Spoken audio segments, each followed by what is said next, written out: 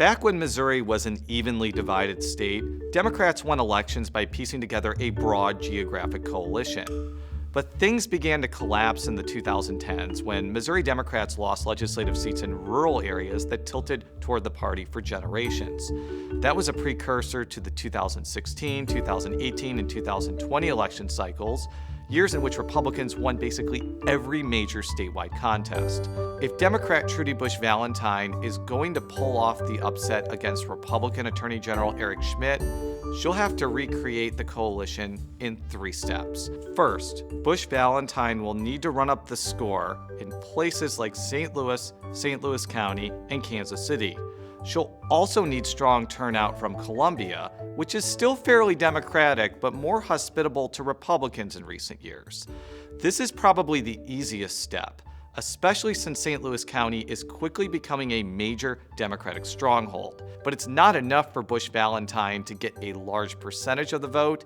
She also needs to turn a lot of people in these Democratic jurisdictions out to the polls. Second, Bush Valentine either has to come close to winning or win fast-growing suburbs with lots of conservative-minded voters. This includes places like Jefferson and Lincoln counties, which have taken a hard right turn over the past few election cycles.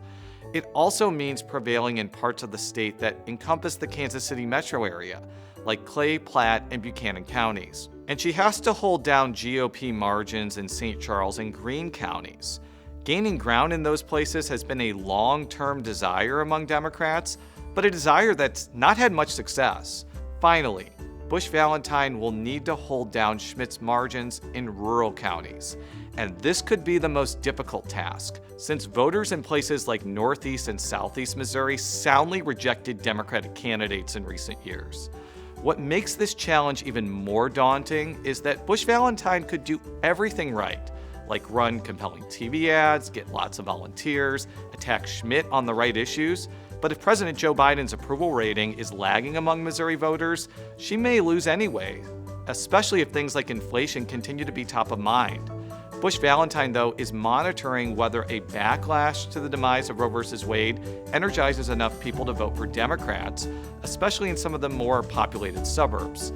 Still, if the blowback isn't enough to resurrect the urban-suburban-rural coalition, then it's almost a certainty Schmitt will be headed to Washington as Missouri's next U.S. Senator.